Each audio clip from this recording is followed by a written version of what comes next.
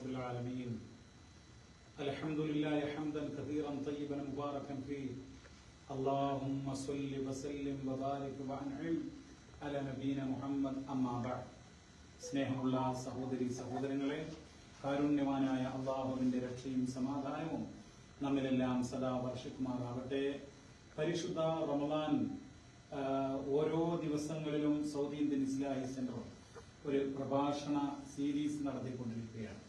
അപ്പൊ അതിന്റെ ഭാഗമായി ഇന്നൊക്കെയുള്ള ഒരു പ്രോഗ്രാം എന്ന് പറയുന്നത്, ഇന്നത്തെ ഒരു വിഷയം എന്ന് പറയുന്നത്, നമുക്കറിയാം നോമ്പ് അല്ലാഹു സുബ്ഹാനഹു വ തആല നിർബന്ധമാക്കിയിരിക്കുകയാണ്. പക്ഷേ നോമ്പ് നോക്കാൻ കഴിയാത്ത പ്രായമുള്ള ആളുകളുണ്ട്, അതുപോലെ തന്നെ വാർദ്ധക്യം പ്രാപിച്ച ആളുകളുണ്ട്, അതോടൊപ്പം തന്നെ രോഗികളായിട്ടുള്ള ആളുകൾ, രോഗം മാറും എന്ന് പ്രതീക്ഷയില്ലാത്ത നിത്യരോഗികളായിട്ടുള്ള ആളുകൾ ഉണ്ടാകും.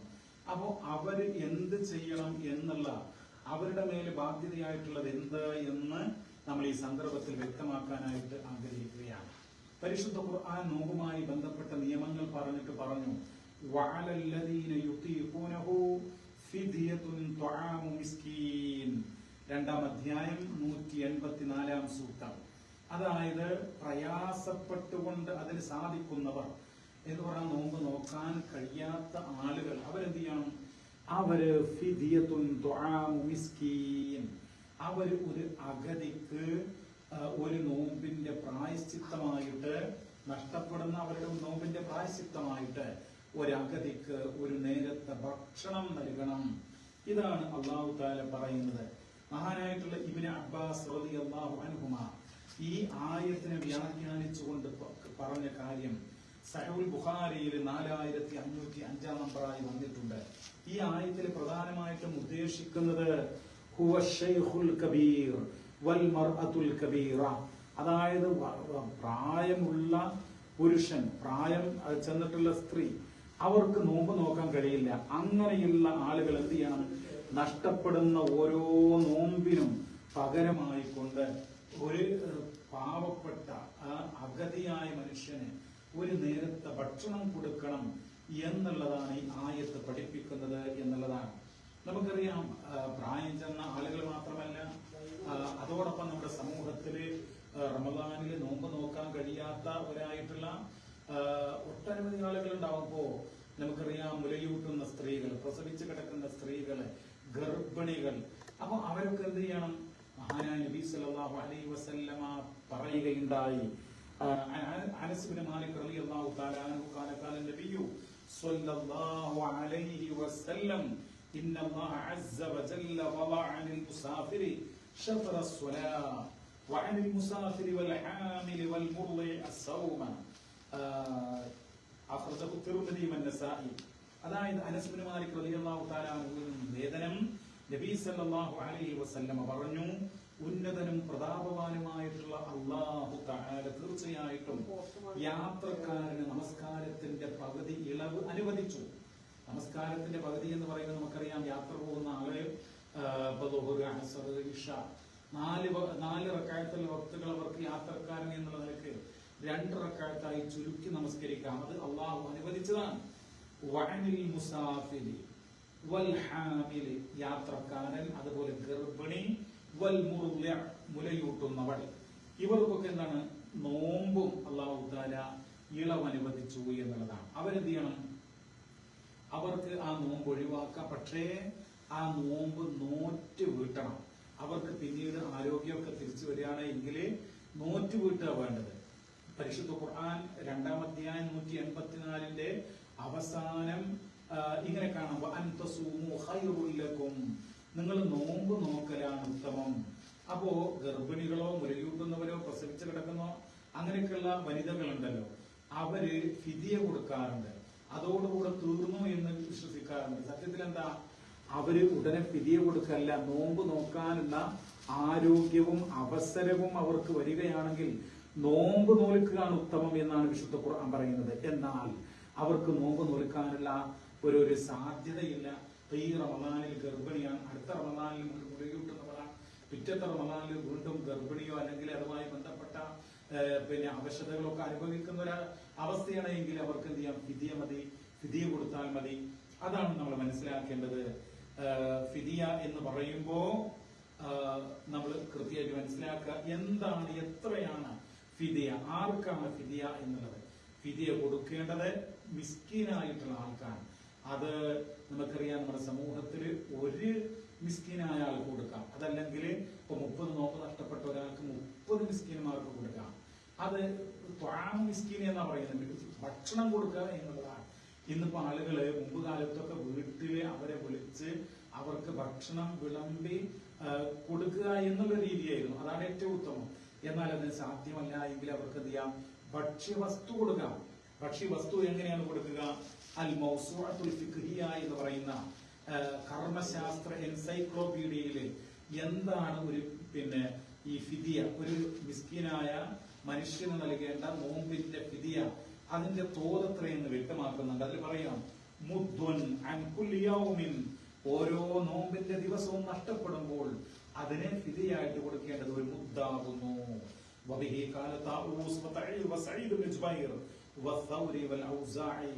അതാണ് ഇമാം തഊസ് റളിയല്ലാഹു അൻഹു, സഈദ് ഇബ്നു ജുബൈർ റളിയല്ലാഹു അൻഹു, ഇമാം സൗരി, ഇമാം ഔസാഇ, അങ്ങനെയുള്ള പ്രഗൽഭമതികളായിട്ടുള്ള താബിഈ പണ്ഡിതന്മാർ, താബിഈങ്ങൾ അവരൊക്കെ വ്യക്തമാക്കിയിട്ടുള്ളത് എന്ന് അൽ മൗസൂഅത്തുൽ ഫിഖ്ഹിയ എന്ന് പറയുന്ന കിതാബിൽ രേഖപ്പെടുത്തിയിരിക്കുകയാണ്. അപ്പൊ ഒരു മുത്താണ് കൊടുക്കേണ്ടത്. എന്താണ് ഒരു മുത്ത് എന്ന് പറയുന്നത്? ഒരു മുത്ത് എന്ന് പറഞ്ഞു കഴിഞ്ഞാൽ അള്ളാഹുവിന്റെ പ്രവാചകന്റെ കാലഘട്ടത്തിൽ ഒരു മുത്തെന്ന് പറയുന്നത് ഒരു ഒത്ത മനുഷ്യൻ, അതായത് വലിയ ഉയരമോ ഇല്ലാത്ത, എന്നാൽ മറ്റേ ഉയരം കുറവുമല്ലാത്ത ഒരൊത്ത മനുഷ്യൻ. ആ മനുഷ്യന്റെ ഇരു കൈപ്പടങ്ങളും ചേർത്ത് വെച്ച് ധാന്യം ആ കൈകൾ നിറയെ കോരിയെടുക്കുകയാണ്. അതിനാണ് അൽ മുദ്, ഒരു മുദ് എന്ന് പറയുക. അതിന്റെ അളവെന്ന് പറയുന്നത് ഏകദേശം ഒരു 750 ഗ്രാം ഉണ്ടാവും. അപ്പൊ 750 ഗ്രാം ഭക്ഷ്യവസ്തു കൊടുക്കുക. നമ്മൾ ആദ്യം കൊടുക്കാൻ ശ്രമിക്കേണ്ടത് ഭക്ഷണമാണ്. ഭക്ഷണം കൊടുക്കാൻ സാധ്യമല്ല എങ്കിൽ ഭക്ഷ്യവസ്തു കൊടുക്കുക. ഭക്ഷ്യവസ്തു എന്ന് പറയുമ്പോൾ ഒരു നാട്ടിൽ എന്താണോ പ്രധാന ഭക്ഷണം, അപ്പൊ നമ്മളൊക്കെ അരി ഭക്ഷണമാണ്. അപ്പൊ അരി കൊടുക്കുക, ഒരു 3/4 കിലോ അരി കൊടുക്കുക. പക്ഷേ ഖുർആൻ പറഞ്ഞത് എന്താണ്? തആമ് കൊടുക്കണം, ഭക്ഷണം കൊടുക്കണം. അപ്പൊ ഈ അരി മാത്രം കൊടുത്താൽ ഭക്ഷണമാകില്ല. അപ്പോ പണ്ഡിതന്മാര് പറയുന്നത് അതിന്റെ കൂടെ അല്പം എണ്ണയോ പപ്പടമോ അല്ലെങ്കിൽ പയറോ കടലയോ ഒക്കെ ചേർത്ത് കൊടുക്കുക എന്നുള്ളതാണ്. ഇനി നിങ്ങൾ നോക്കൂ, ഈ ഫിദിയ, ഇത് വിധവകൾക്ക് ഉൾപ്പെടെ വളരെ പാവപ്പെട്ട ആളുകളെയാണ്, അവർക്കാണ് നമ്മൾ കൊടുക്കേണ്ടത് മനസ്സിലാക്കുക.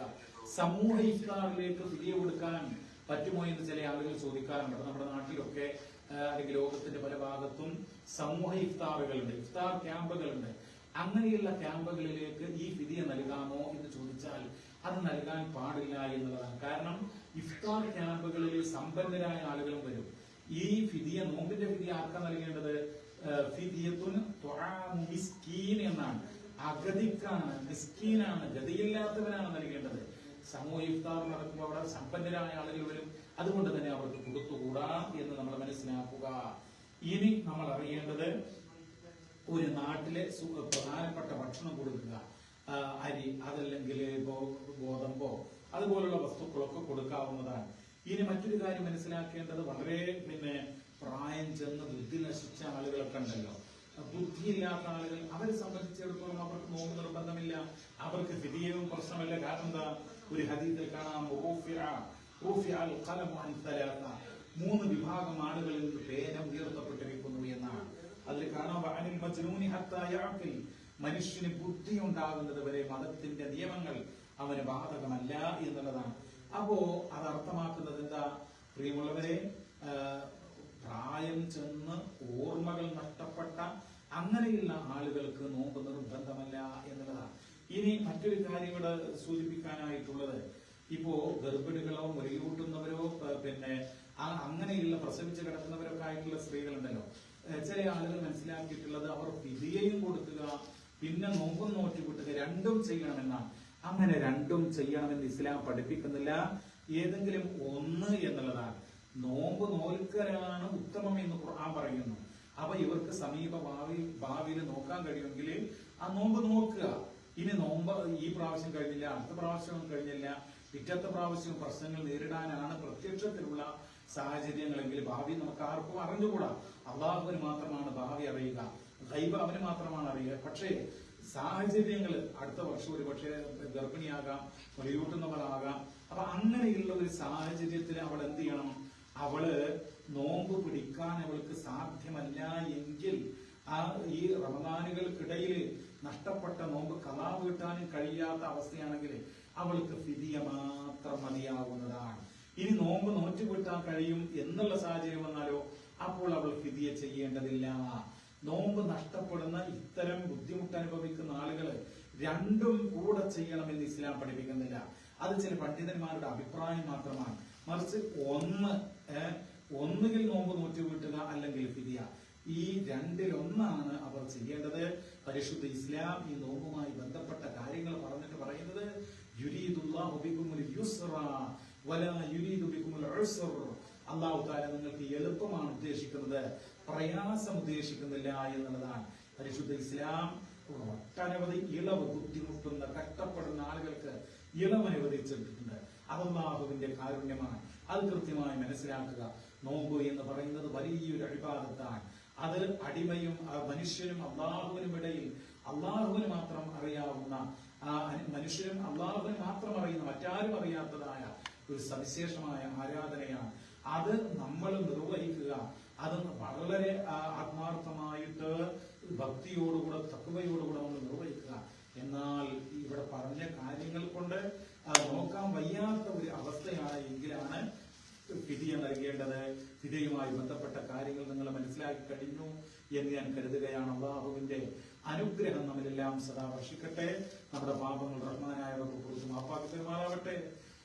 റബ്ബന ആതിനാ ഫിദ്ദുനിയ ഹസന വഫിൽ ആഖിറതി ഹസന വഖിനാ അദാബന്നാർ. സ്വല്ലല്ലാഹു വസല്ലമ അലാ നബിയിന മുഹമ്മദ് വൽഹംദുലില്ലാഹി റബ്ബിൽ ആലമീൻ. വസ്സലാമു അലൈക്കും വറഹ്മത്തുള്ളാഹി